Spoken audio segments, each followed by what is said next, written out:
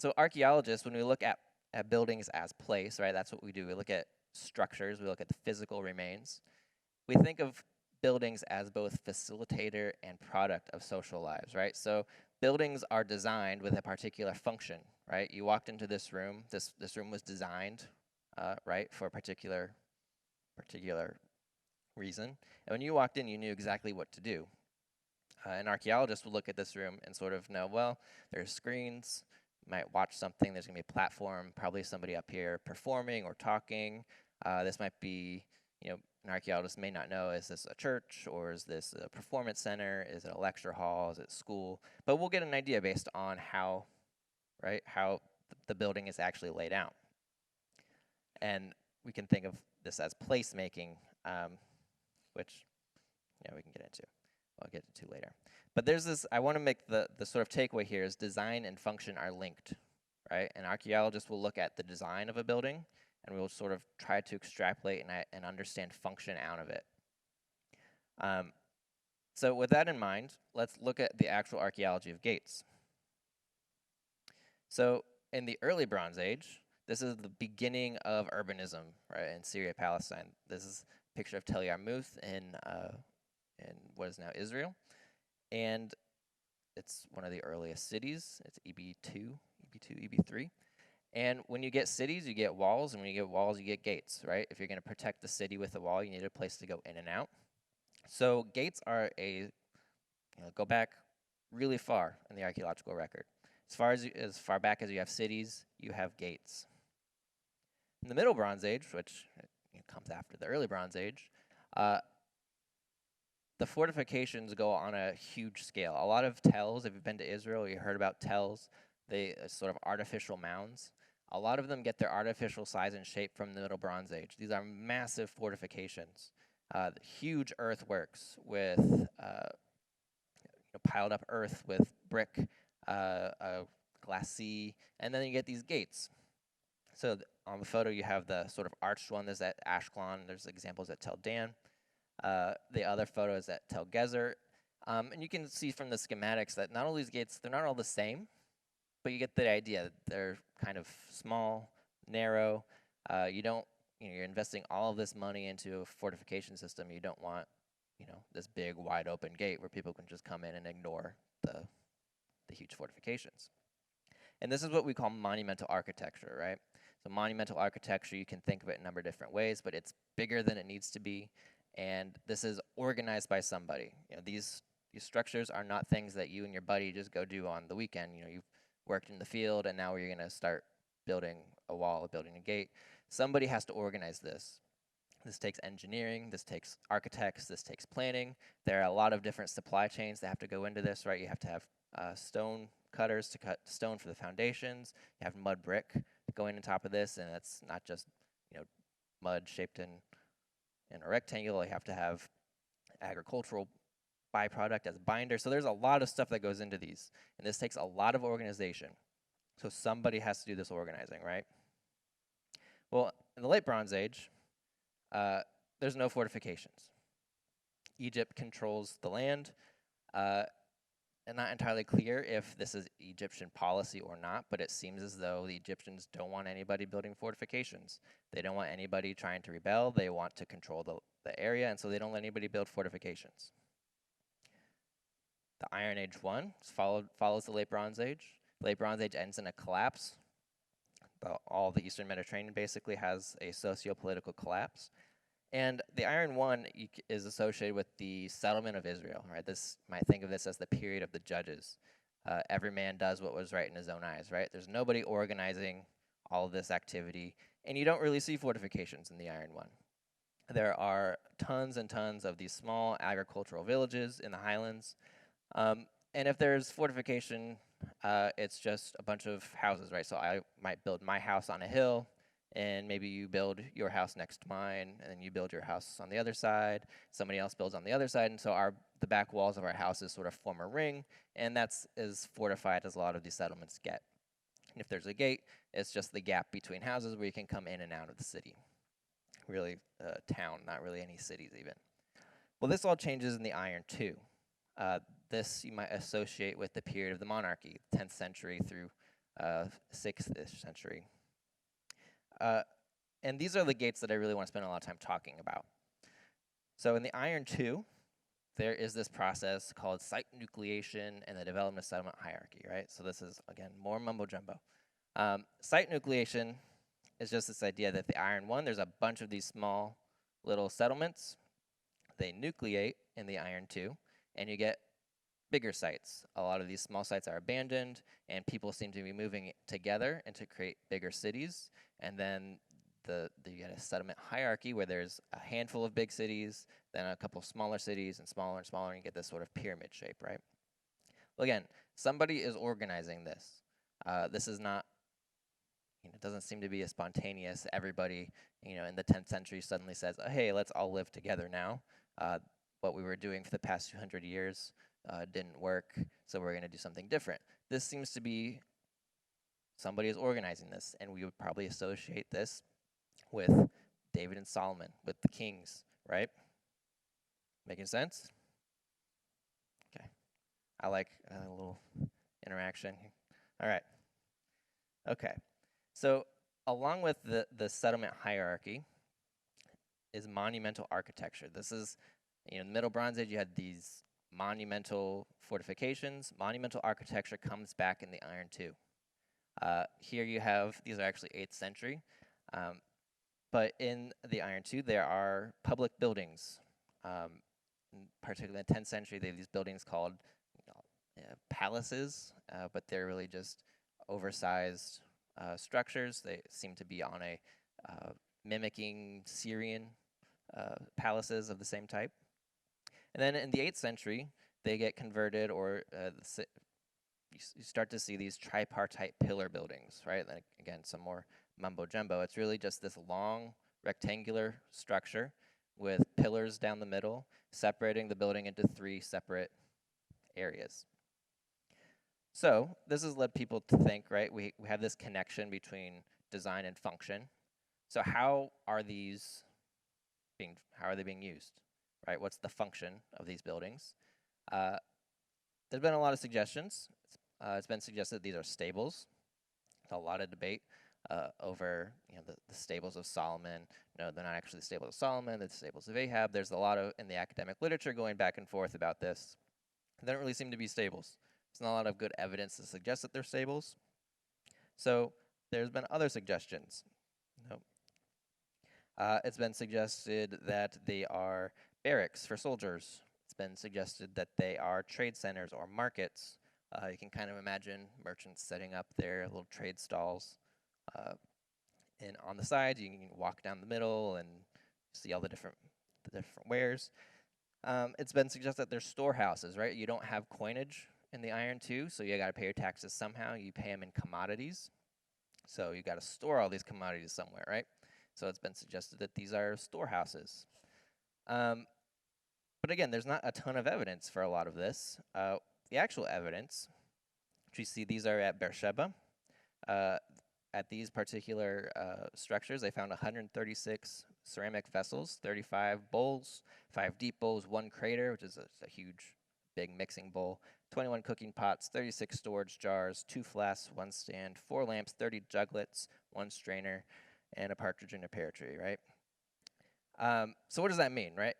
If you are thinking these are stables, you might expect to find something associated with horses, maybe. You might expect to find some iron fittings or bits or other things you'd associate with horses. If it's a storage area for all these huge commodities, you'd expect just massive amounts of storage jars. But what you have is actually seems to be a domestic assemblage, right? That's bowls for eating, cooking pots for preparing food, a couple storage jars to store your food. And you get a similar example at Tel Kenrot, where you have these sorts of buildings. Again, 26 bowls, 10 craters, 40 cooking pots, 17 storage jars. So these seem to be associated with habitation. People are living at a certain level here. That's what one interpretation you might see here. So maybe there are barracks. Abraham Faust has suggested that this is where the poor assembled, that the poor are getting justice here, that they are being taken care of at the public building. So what about gates? These are also a monumental architecture. I'm going to talk about 3 particular gates, which maybe you guys have heard these about these before, but Gezer, Hatzor, and Megiddo. So Gezer, a site where I have excavated, was excavated in the early 20th century by R.A.S. McAllister, a British archaeologist, Irish archaeologist, and he found this, what he called the Maccabean Castle, and he was kind of right.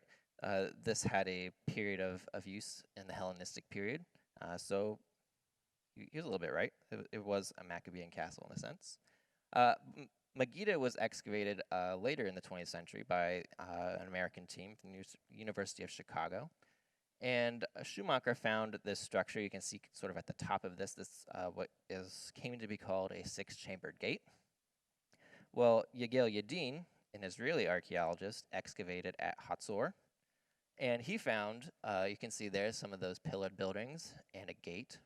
And being a good archaeologist, he knew about the gate excavated at Hatzor. And being a good scholar, he also knew about the Bible, where in 1 Kings, it talks about Solomon fortifying Gezer, Hatzor, and Megiddo, and he suggested that at Gezer you should find another 6-chambered gate. And in the 60s, another team excavated Gezer, and they found that McAllister's Maccabean Castle was actually on top of a 6-chambered gate. It was a later use of that gate. So following this, there's been a lot of different gates that have been excavated.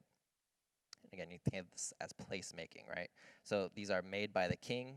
They are made for a particular function, and this is monumental, right? So keep all of these things, in mind when you think about gates. So these are all of the sort of 6 or 4 or 2-chambered gates that we have found. Not all of these, so you can see the sort of chart. Some of those are, like one gate will have 2 different phases, so it's counted twice. But there's a lot of these gates, right? I mean, to me that sounds like a lot. It looks like a lot. It took a lot of time to make that map with all the different cities on it, right?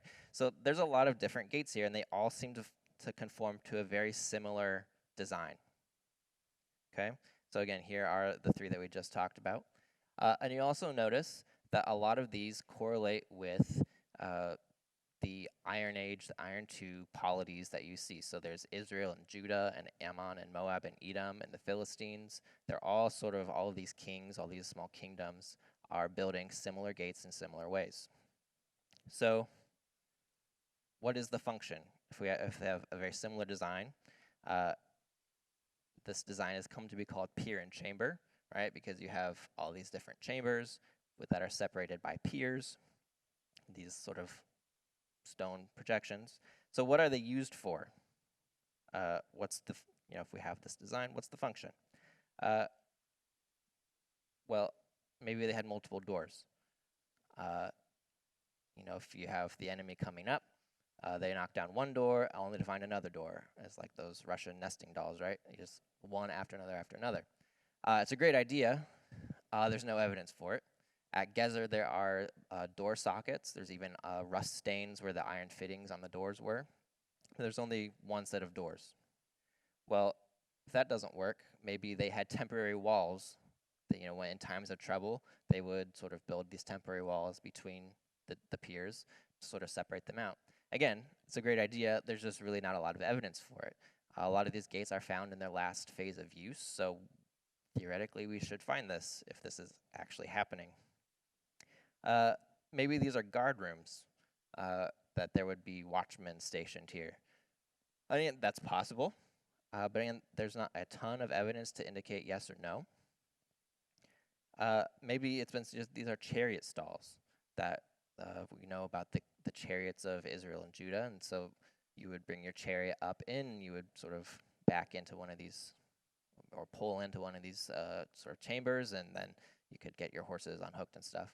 But again, not a lot of evidence for this. Chariots are not that maneuverable, and it's even been suggested, as you can see on the picture there, a lot of these gates had a sort of second gate. If you recall the very first reference to David sitting between the 2 gates, this is kind of what you can imagine, these two gates here. It's been suggested that these gates are actually designed so you can't have a chariot run right up into the city. That you go into one gate and then you dogleg one way to sort of limit access. So maybe they're chariot stalls, but not a lot of people buy into that at this moment. So the best option is that this is architectural. In ancient Israel, they didn't have the same sort of architectural function you might associate with Rome or Greece.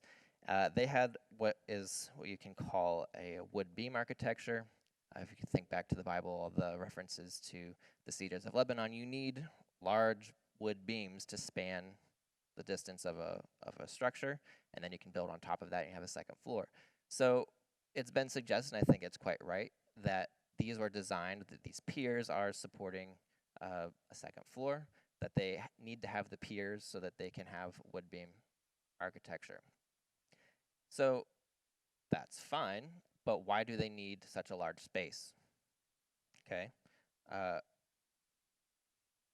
What's going on in these gates, right? So are there multiple functions attested here? So there's the obvious military function we know from the Lachish reliefs. We know from a lot of other, this is sort of, everybody gets this, right? That there's a military function. Thinking back through all of our examples from earlier. Yes, there's a military function here. Is there a political function? So this is at Tel Dan. The Iron Age gate at Tel Dan. When you walk into it, the picture on the right there, that's you going up to it, and on the left there's this platform. It's believed that that platform had a throne on it or some sort of chair, maybe even had a canopy over it. This has been interpreted as a place for an official, maybe the king or the king's representative, to be the king's representative there. Thinking back to the political place, this is kind of what you can imagine. Is there commerce going on at the gate? This is a jar from Tel Kenrot. My Paleo Hebrew is not great, but I take it that says jar of the gate. That's what it's been translated as. Thinking back to Elisha's prophecy of the commodities being sold, in a day and age when you don't have standardized weights and measures, the jar of the gate set the standard weight. And here we seem to have evidence for that commodity, that this is the jar of the gate. This is setting the right size for commercial activity. So what about cult?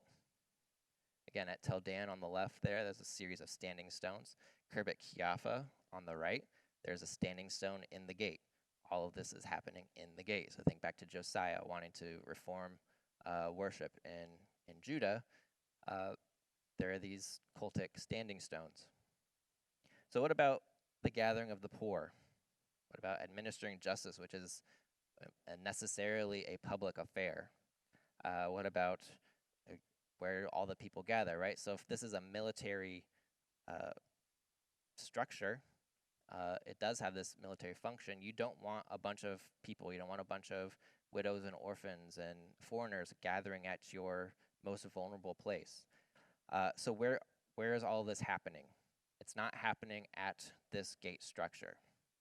Well, what I'm suggesting, what other scholars have suggested, is that we need a more expansive understanding of the gate. Here you have the 8th century phases at Gezer and Hatzor. And what it's been suggested, we need to understand when the Bible talks about gate, it's talking about the gate structure, the plaza around it, and all of these public buildings. So when we think of gate, we might be thinking of just the in and out part, but to get, go back to the, to catch the reference, when the Bible talks about gate, we need to think about a much larger area. This is since the city center. This is where the king and the king's officials, the king's activities is all taking place here. And you see this again. This is a sort of model of Megiddo and Beersheba. They also have these public buildings, the gate, and a plaza, all right by the gate. So this is what we really need to understand about with the gate, that this is a much bigger area, and it's highly socially significant. So if you can maybe think back to the story of Samson in Judges 16, where he goes to Gaza. It's a sort of weird story in the middle of story of Samson. He goes to Gaza. the men of Gaza realize he's there, and they're gonna sort of capture him.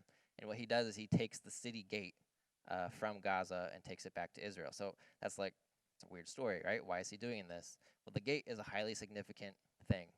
It's very important socially to the people of Iron Age, right? So if I can wrap up very quickly here, hopefully we can sort of come away with again, an expansive view of the gate, that the gate was not just this in and out area, that the gate, when the Bible talks about the gate, in all of the places the Bible talks about the gate, is this, it's the structure, it's the plaza, it's the public buildings, and it's not just this utilitarian space that we might think of it, that thinking back to sort of biblical backgrounds, to get this reference, to get the joke, we need to understand the gate this way. And that if you think of it this way, you'll have a much better understanding what the Bible is actually talking about. So again, as a social place, and again, hopefully, this is just one example of how you can understand gates, understanding the interaction between archaeology and biblical studies, because they do work together, and there are times when they come together that may not seem to work well, right? So if you look at all the biblical references to the activities at the gate, they don't work at just this structure. Doesn't mean that the Bible is wrong, doesn't mean that the archaeology is wrong, it just means that we need to understand how they work together in a better way. All right, thank you. Thank you for hanging in there.